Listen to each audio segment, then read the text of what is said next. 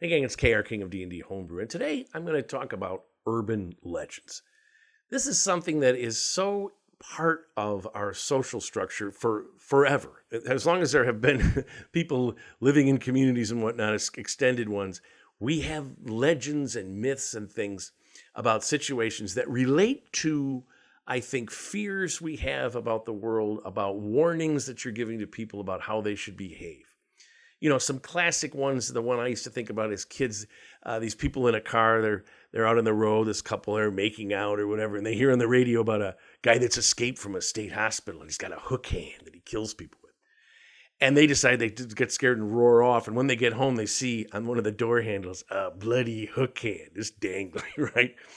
And this is a warning, you know, people going out, young couples doing whatever in their car, be careful, there's maniacs, right? Another one was alligators in the sewer when I was a kid, that, you know, these giant alligators would grow. And this is about myths about people getting exotic pets. Or you see, now today I see stuff like there's a tiger out there wandering or something.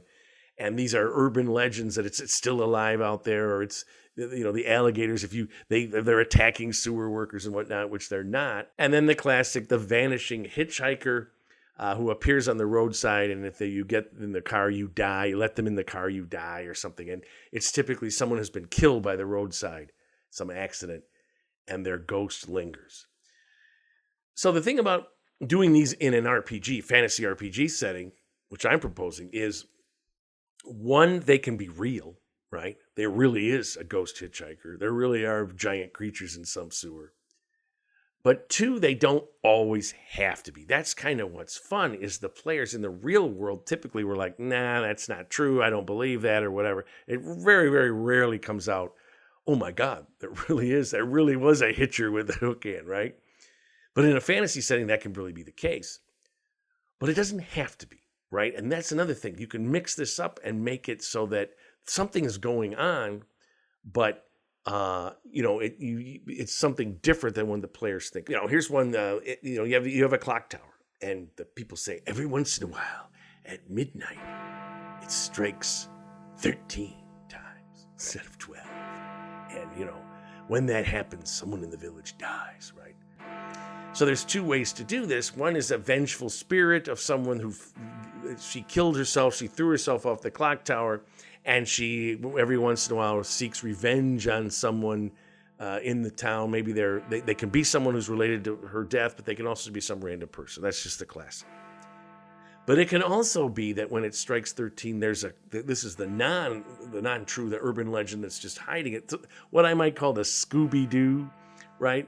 Reality, where they're using the legend of the haunted clock tower to hide their activities. This secret group is either carrying out assassinations when they strike 13, or they're having meetings, or there's something, activities going on such that there really aren't, even though people say when it strikes 13, it's not necessarily really happening. Or maybe they find some, you know, person they steal from a cadaver. I don't know, you know, I'm just thinking of these out loud here, but you get the idea. It's used to alert people in this secret society that something's up, or carrying out an assassination, but it has nothing to do with some ghostly apparition. So another thing might be, let's say you have these mysterious statues that have been around forever before the town, and they call them the Stone Children. And it's said that these statues are from some ancient civilization. These were children that were petrified by some evil wizard or something, and they contain the spirits. And the players are going to be interested in maybe attempting to release these, because they're going to think, is this real? Are these really the Stone Children?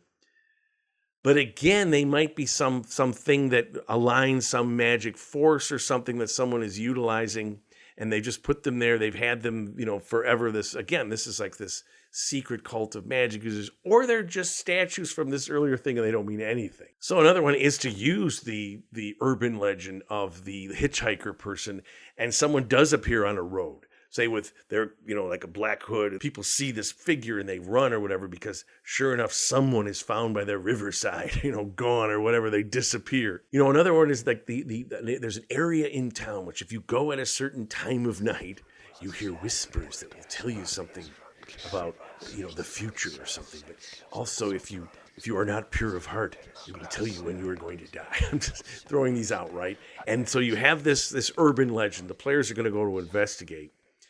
And sure enough, there's some spirit there or something where it's trapped or it wants to be free and it's trying to communicate.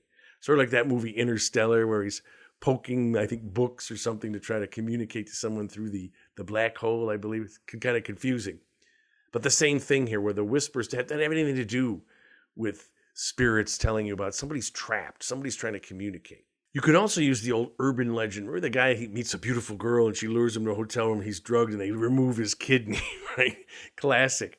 But you could have a similar one in which some beautiful woman, man, whatever you want it to be, will appear to people and lure them, for a rendezvous or whatever, and take something from them, some essence of their soul or something they've corrupted.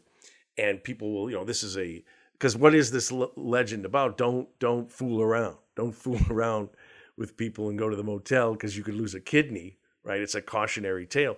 Well, this as well, that there are forces out here that want to, take some aspect of your soul. But the players could find out that this is just something that's an extortion ring is doing. And they're finding these people and they disguise this with this legend of this, losing someone's soul or something or some aspect of it. But in fact, they're saying these people, just a classic shakedown just by criminals. And when the players discover this, if they let themselves be part of this or try to investigate, now they've discovered that there's this ring of criminals operating in town. This is, again, it's a little bit of a twist, it's a little bit of adult-themed Scooby-Doo thing.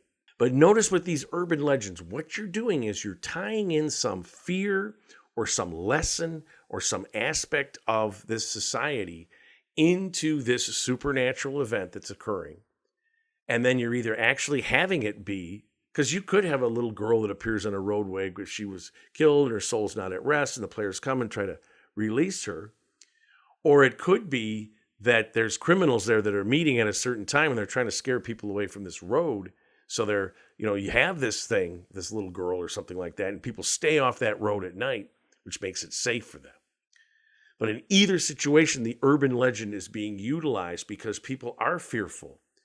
People are worry that if you go out on these roads at night, the hook man or the lantern keeper is going to come and get you. And that allows people to conduct their business, if it weren't for those meddling kids or meddling players. So those are just a few urban legends. I urge you to think about, maybe do some, thinking about ones you've heard over the years in your life and how you can adapt those. And you can either make them real, like I did with some of these, or make them something that they're not, the Scooby-Doo solution, or maybe they're just stories that are fun. I think the players are always going to want, whenever you're introducing something, they're going to want something there.